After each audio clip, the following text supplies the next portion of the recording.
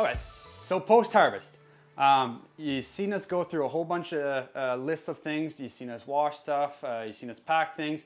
Now, I also want to discuss, this is something that a lot of people don't think about, but we don't actually wash every piece of produce that we have.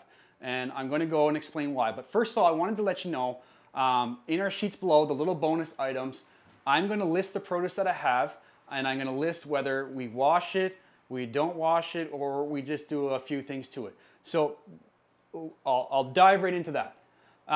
One of the reasons we don't wash, for example, we have yellow beans. They're a very popular thing here in our local area, at our farmers markets, at our store. People love them. Now, you cannot wash beans. You can't even put them in a sealed bag. The moment they start getting moisture, they will get what's called rust, and they will start to deteriorate immediately. And when you sell that bag, you're going to get a very angry customer coming back the next week that their beans were rotten. There's certain ones. Also, again, our snap peas, sugar snap peas, we do not wash them. We even go as far as our packaging for them has perforated holes in it so that the moisture can leave that packaging. Again, the same issue, you will cause a rot issue. Now, most things we try to wash, including our onions. Now, this is only for fresh onions. Storage onions, a completely different ballgame.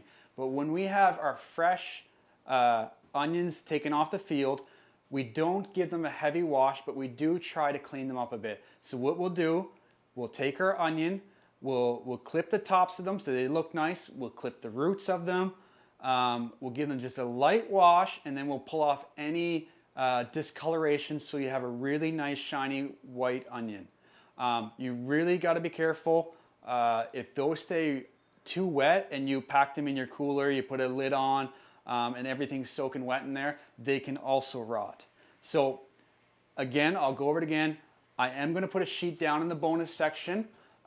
It'll say what we do wash, what we don't wash. It'll also tell you certain things that we pack in the cooler with or without a lid.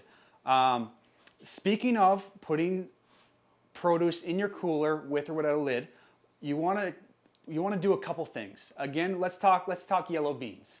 When you put your beans down in the cooler, you want to put a lid on it, but slid just sideways so that that heat can come out, that moisture can come out, and at the end of that harvest day, then you can seal it up. You want to make sure the heat is off, the beans are cooled down, then you can seal them. But then that next day, you want to make sure they get packaged and ready to get sold.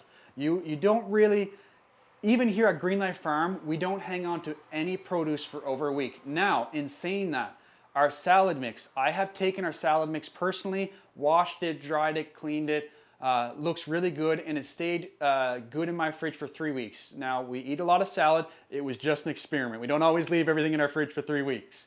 So it is good to know that your produce can last long, but you don't want to sell it when it's about to go bad. You want to be trying to move everything you harvest the same week that you harvested it.